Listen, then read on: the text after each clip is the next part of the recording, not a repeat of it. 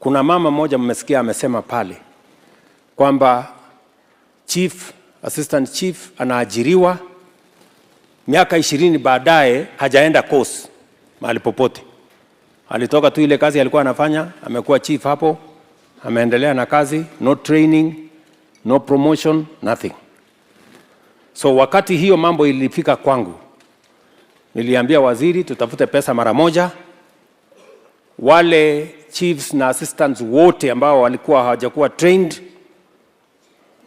wamekuwa trained, wa mwisho walitoka jana wakati nilienda pass out yao ya jana.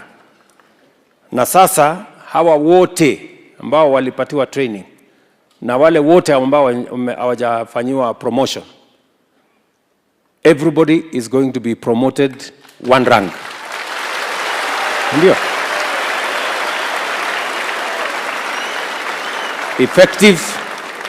Effective when, waziri? Okay.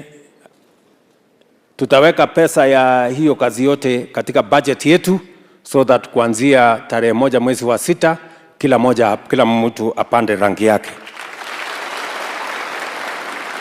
So wale muli graduate jana na wale wameenda course wote pia mutapandishwa vyeo.